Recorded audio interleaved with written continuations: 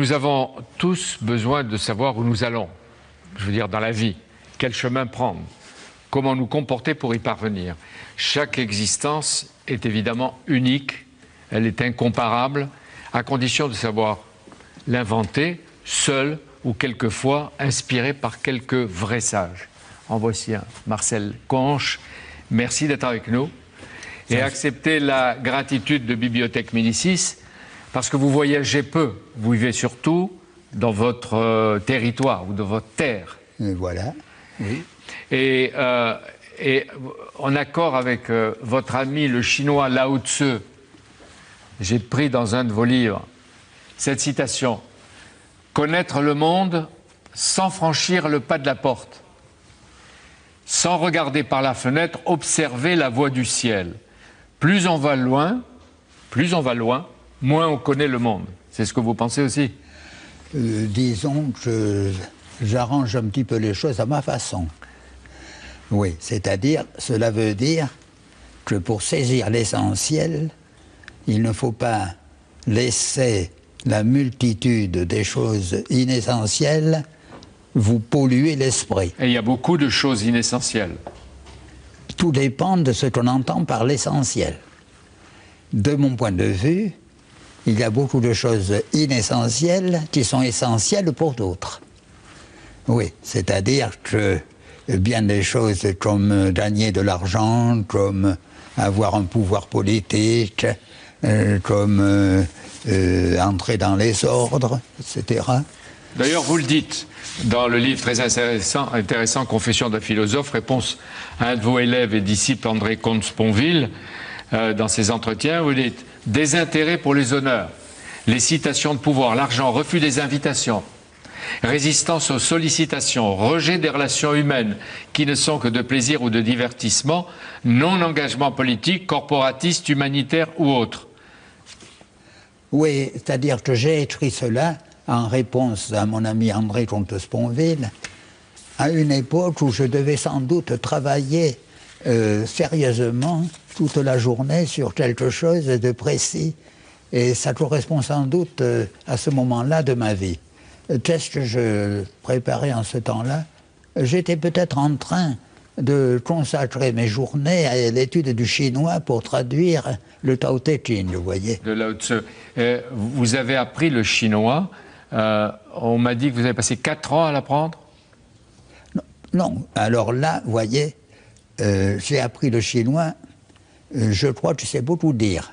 Ah bon? Non, c'est beaucoup dire. Je ne pense pas que je puisse dire que j'ai appris le chinois. Oui, mais assez pour traduire Lao Tzu. Oui, bien sûr.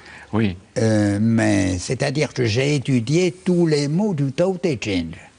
J'ai étudié la phrase chinoise et beaucoup de choses à côté. Mais je n'ai pas appris comment dire chou-fleur en chinois. Et là, mais pour traduire Lao Tzu, peut-être que ce n'était pas nécessaire. Et c'est publié par les éditions PUF, Presse universitaire de France. C'est un confrère, ça, chinois, Lao Tzu du 5e, on va en parler tout à l'heure, vous allez voir avec qui. Mais il paraît que les Chinois sont aujourd'hui tellement séduits par votre traduction de Lao Tzu qu'ils la retraduisent dans leur langue, ce qui est un sacré hommage. Mais je reviens à vous. Je veux dire que vous êtes un des philosophes peut-être les plus importants d'aujourd'hui, vivants. Vous avez formé des générations, pas seulement de disciples, et vos livres sont lus et traduits partout. Le temps est venu sans doute de transmettre et de partager, et vous le faites quelquefois volontiers. Donc encore une fois, merci d'être là. Vous consacrez votre vie à la philosophie, à la pensée, à la recherche de la vérité. Et ça, il paraît que vous l'avez décidé très tôt, dans votre jeunesse. Oui. J'avais 6 ans. Mes parents faisaient les foins au bord de la route nationale 140, qui maintenant n'est plus une route nationale. Et moi, j'étais au bord de la route. Vous gardiez les vaches, dites-vous? Ah non, non, non, non. Pas à vous avez 6 dit. ans. Non, non. Là, là, pas, plus tard. Ah, plus tard, bien sûr. Ah. Non, mais j'étais donc au bord de la route, je regardais filer les voitures qui étaient déjà nombreuses, et il m'est venu à l'esprit que le monde finissait au tournant. Mais alors, ce qui est étonnant, je suis obligé de le reconnaître, c'est que je suis parti d'un bon pas pour vérifier. Autrement dit, parce que la question de savoir si le monde est fini, c'est une question métaphysique. Or, j'étais en pleine erreur de croire qu'une question métaphysique peut relever d'une vérification scientifique. Voilà. Mais c'est ainsi que les choses se sont passées. Une autre chose qui tout de même m'étonne aussi, c'est que j'avais l'habitude de poser des questions à mon père. Oui, par exemple, à partir de quand commence-t-on à arracher les pommes de terre? Dois-je sortir les vaches, etc. Mais je n'ai pas du tout songé à lui poser la question de savoir si le monde finissait au tournant. Par conséquent, je pensais, parce que si je n'ai pas posé la question, c'est que j'ai pensé que mon père ne savait pas la réponse. Et s'il ne savait pas la réponse, c'est qu'il ne pouvait pas la savoir, parce qu'autrement il l'aurait su. Mais donc, pourquoi il ne pouvait pas la savoir? Lui qui était paysan, qui travaillait la terre, qui savait où étaient les pommes de terre? Oui, mais justement, il y a des choses qui restent inconnaissables, même à celui qui plante les pommes de terre. Voilà. Et le sage connaît sans doute et comprend le monde dans lequel il vit. Il comprend ses contemporains. Mais selon vous et votre choix, rien ne vous a détourné de votre choix et votre décision initiale, philosopher, réfléchir. Qu'est-ce que c'est philosopher? On a écrit des milliers de livres, mais qu'est-ce que c'est? Pour quelqu'un qui veut transmettre et simplifier, qu'est-ce que c'est philosopher? Eh bien, il n'y a rien de plus simple. C'est-à-dire, Descartes explique que la philosophie est comparable à un arbre, dont les racines sont la métaphysique. Par conséquent, philosopher, c'est d'abord être métaphysicien. Qu'est-ce que cela veut dire?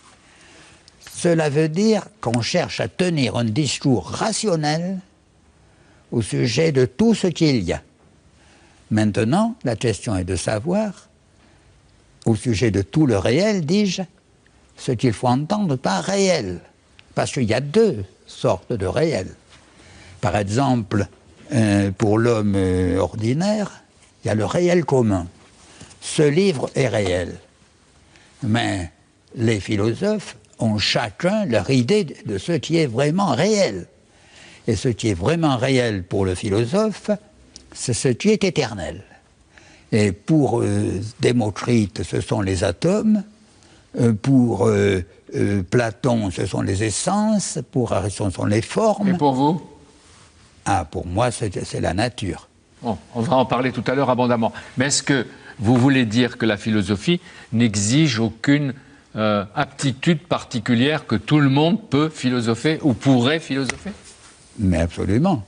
C'est-à-dire la philosophie est née en moi, non pas du tout sous une influence quelconque, parce que j'étais dans un milieu paysan, on ne m'a pas envoyé au lycée, j'allais dans un cours complémentaire où de 12 ans à 18 ans, j'ai appris des choses qui ne m'ont jamais été utiles par la suite, et de sorte que j'ai commencé à étudier le grec et le latin à 21 ans passés, et cependant, je suis devenu citoyen d'honneur de la ville grecque de Médjar et membre de l'Académie d'Athènes. Cela suppose quand même beaucoup de travail. Votre itinéraire, à travers tous vos livres et vos confessions, pour ne pas dire confidences, ressemble à un conte. Et pourtant, cet itinéraire est vrai. Vous êtes fils de paysans pauvres. Dans votre enfance, vous dites dans un de vos livres, vous avez gardé les vaches au bord de la Dordogne. Mais bien sûr, écoutez, mais... Comment vous dites bien sûr? C'est pas évident. Pour moi, il le fallait. Mon père, pour moi, ce que demandait mon père, il n'était pas de question pour moi de ne pas m'exécuter. Hein. Ouais. Mais l'expérience vous a marqué parce que vous n'avez jamais oublié d'où vous venez. C'est-à-dire, mais je n'en suis pas spécialement fait fier, non? Non, je suis né d'un milieu paysan, j'ai travaillé la terre, j'ai gardé des vaches, etc. Mais je n'en éprouve aucune fierté particulière. Et qu'est-ce qui a fait que vous n'êtes pas resté paysan, comme dans votre famille? Un paysan, travaillant la terre. Eh bien, écoutez, à Altillac, voyez, les amis de mon père lui disaient « Mais enfin, tu n'y penses pas d'envoyer ton fils à l'école?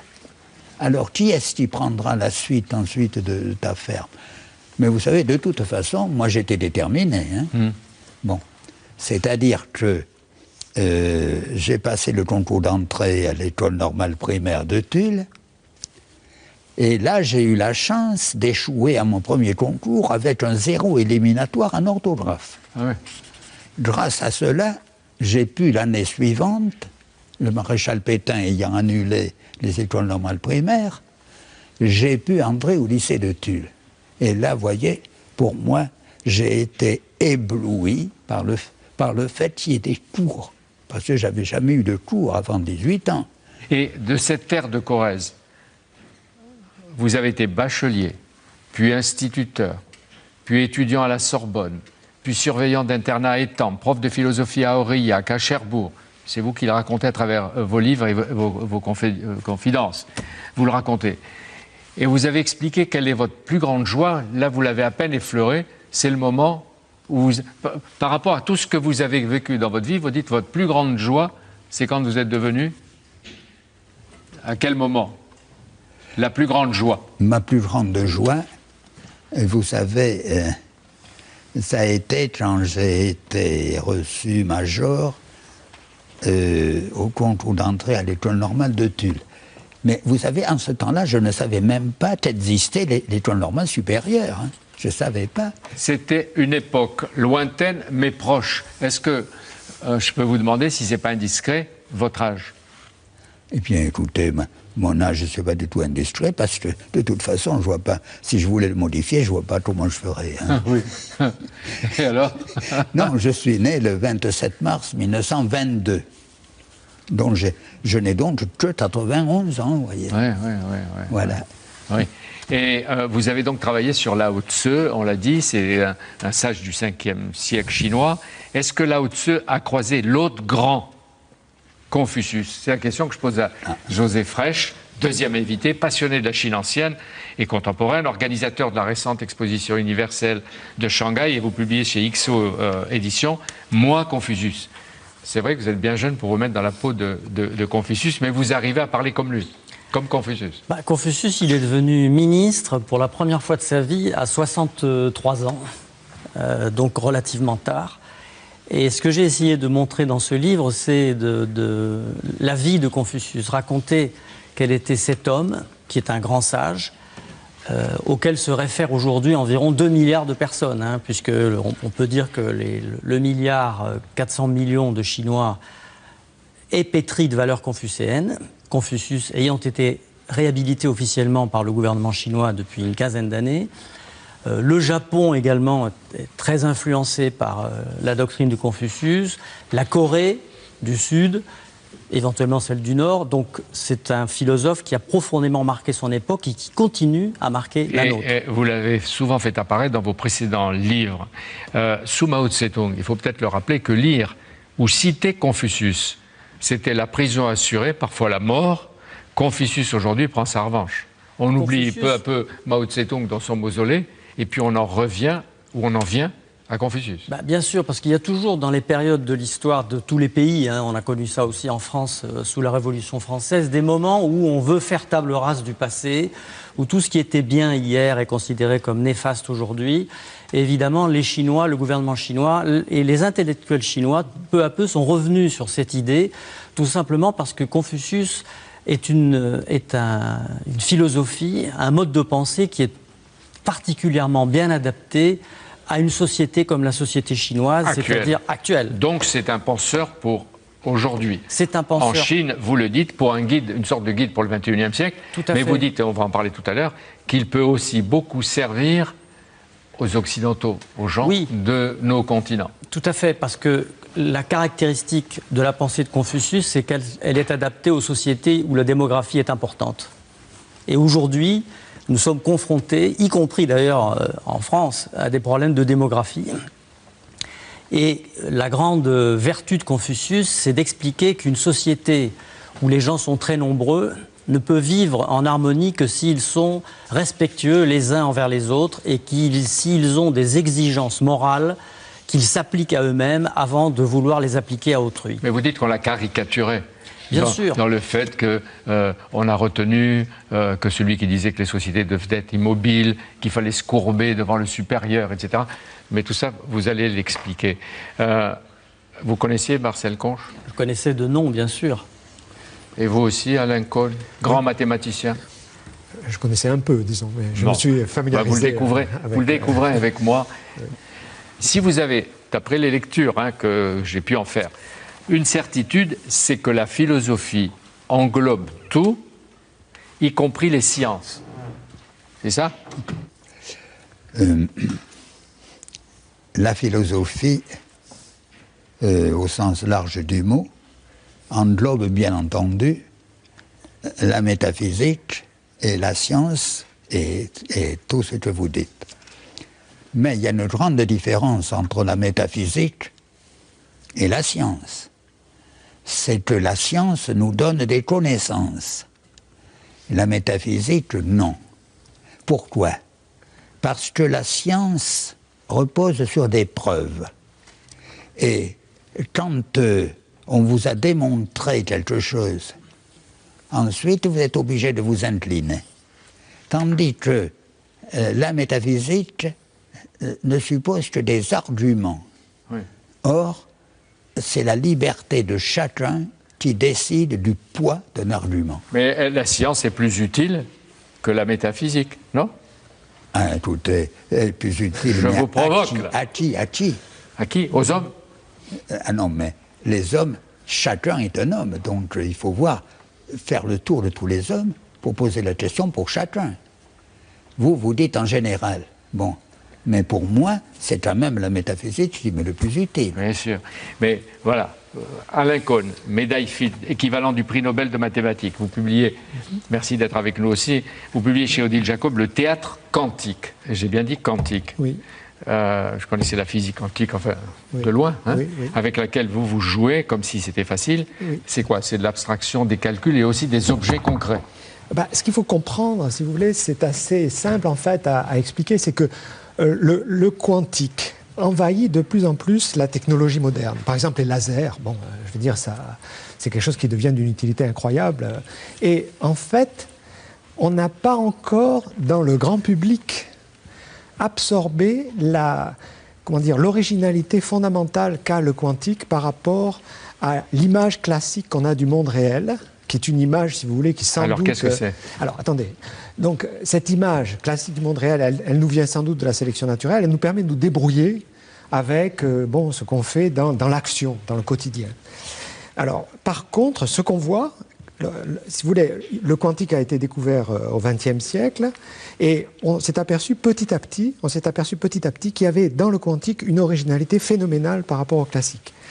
Alors, au départ, c'était des expériences de pensée. Au départ, si vous voulez, il y avait des discussions philosophiques, en fait, entre les découvreurs de la mécanique quantique, comme Heisenberg, Einstein, etc. Ces gens-là passaient beaucoup de temps à des discussions philosophiques, en fait. C'était très important pour eux, parce qu'ils voulaient comprendre. Et ils étaient confrontés à des phénomènes qui étaient absolument difficiles à incorporer dans le langage classique. Alors, donc ce qu'il faut bien voir, si vous voulez, c'est cette originalité phénoménale du quantique qui n'est pas encore passée dans le grand public. Le grand public n'a pas encore saisi cela. Alors, donc ce livre, si vous voulez, le théâtre quantique, il peut être lu à 3 niveaux différents. Et je dirais que le premier niveau que tout le monde peut aborder, c'est partager la vie d'une chercheuse en physique qui est à la fois intelligente on va en parler et belle, tout à l'heure. etc. Deuxième niveau. Deuxième niveau, justement, c'est une initiation à la mécanique quantique. On donne, pour essayer de faire passer cela dans le grand public, on donne des métaphores. Je vais vous donner un exemple de métaphore. C'est la réalité et la superposition de tous les imaginaires possibles.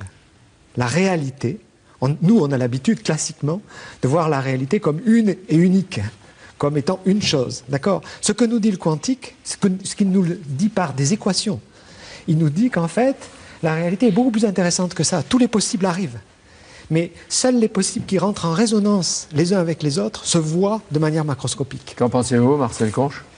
Eh bien, je pense qu'il y a beaucoup de rapports entre la conception épicurienne et la nouvelle physique quantique. Le grec?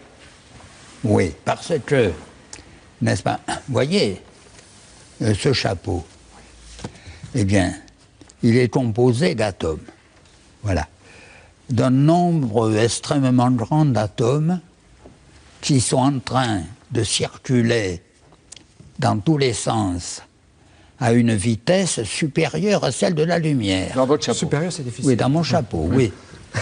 Et je dis une vitesse supérieure à la vitesse de la lumière parce que dans le flux lumineux, les atomes s'entregênent et s'entre-ralentissent, vous voyez.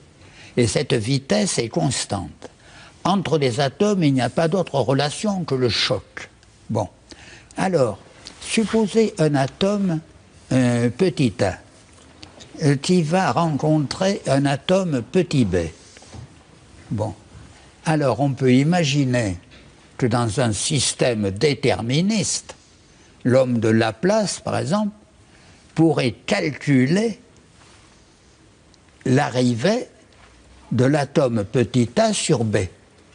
Pas du tout. Parce qu'entre A et B, il y a ce qu'on appelle l'apparentlysis en grec, c'est-à-dire le clinamen. C'est-à-dire que l'atome a une propriété de spontanéité qui déconcerte absolument le physicien. Or, j'ai l'impression que la nouvelle physique est essentiellement aléatoire. Et j'ai l'impression que même Einstein lui-même, avec son hyperdéterminisme, est un peu déjà rétrograde. Moi, vous voyez, j'explique toute chose. J'explique toute chose à partir d'un hasard fondamental. Parce que, vous voyez, prenez la théorie créationniste, c'est-à-dire Dieu créateur. Bon, très bien. Mais d'où a-t-il tiré l'idée d'ordre? L'ordre est présupposé, il n'est pas expliqué. La nature, c'est le surgissement perpétuel de l'ordre à partir d'un désordre perpétuel. Voilà ce que c'est. Et on va voir tout à l'heure comment la nature invente et crée. Et la nature est créatrice. Et qu'elle est comme un poète. Vous dites que vous avez choisi la philosophie, c'est-à-dire la vie sage. Une vie ramassée sur elle-même et simplifiée.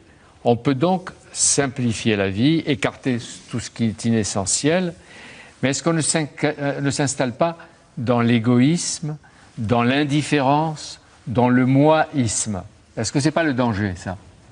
Écoutez, pour moi, il n'y a personne qui soit moins soucieux de moi que moi-même, voyez. En réalité, il m'est arrivé dans mon journal étrange de parler de moi, mais de manière objective. C'est-à-dire comme un étranger, comme un autre. Voilà, c'est cela. Ah. C'est cela. C'est-à-dire que voilà, pour moi, mon souci permanent n'a pas été autre que celui de la vérité.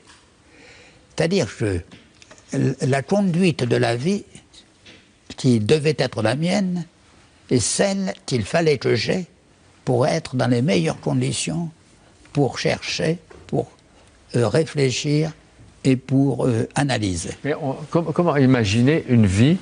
On dit, on se concentre, on est soi-même, on pense, on réfléchit. Qu'est-ce que c'est alors penser? Non. Penser, d'abord, donne une grande joie. Penser, c'est la plus haute des joies. Voilà. Tout seul. Penser tout seul. Ou avec l'autre. Mais on ne pense pas tout seul. Moi, j'ai toujours pensé avec Anaximandre, avec Héraclite. Oui, avec des morts. Pour moi, ils sont morts, tiens, je ne savais pas. Non. Non? Non, je ne savais pas. Moi. Pour moi, ils sont toujours vivants. Mais vos contemporains, vous les regardez? Non, mais je discute, c'est-à-dire je discute par exemple avec Héraclite. Ah, oui. Oui, par exemple, Héraclite dit ce monde, le même pour tous, c'est-à-dire le même pour les dieux et les hommes. Aucun des dieux ni des hommes ne l'a fait.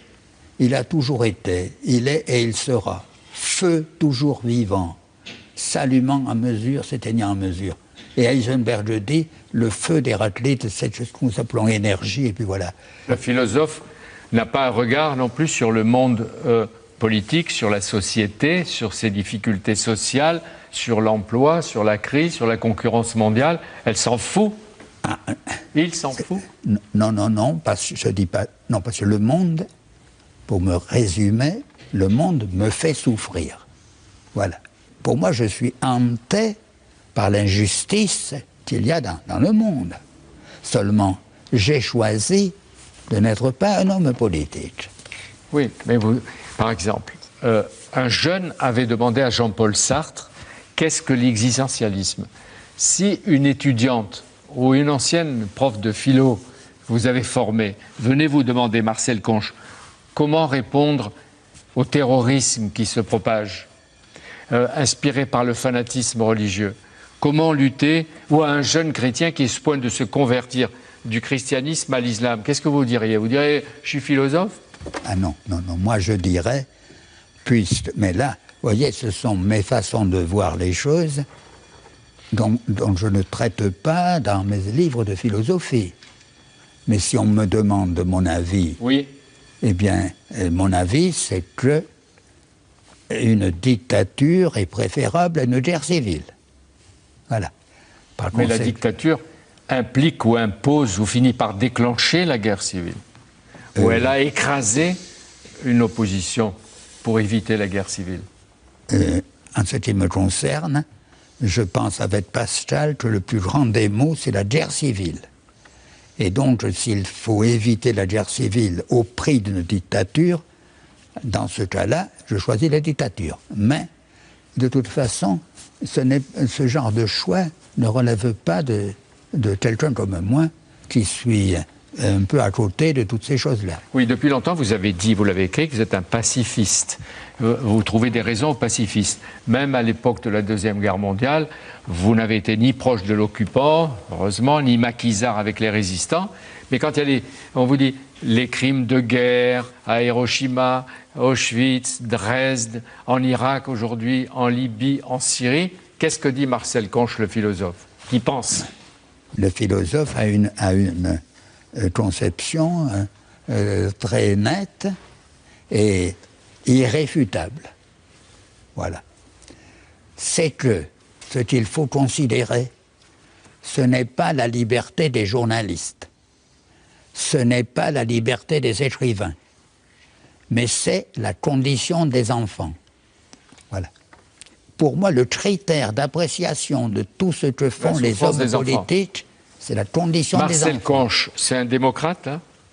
Vous ne savez rien dire pour lui, Marcel Conche. Mais pourquoi voulez-vous que je... Mais vous-même, pouvez-vous prétendre être démocrate?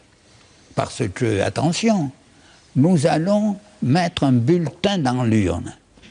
Nous sommes démocrates aujourd'hui. Bon. Mais est-ce que nous sommes encore en démocratie le lendemain, puisque ceux que nous avons élus font ce qu'ils veulent sans nous consulter?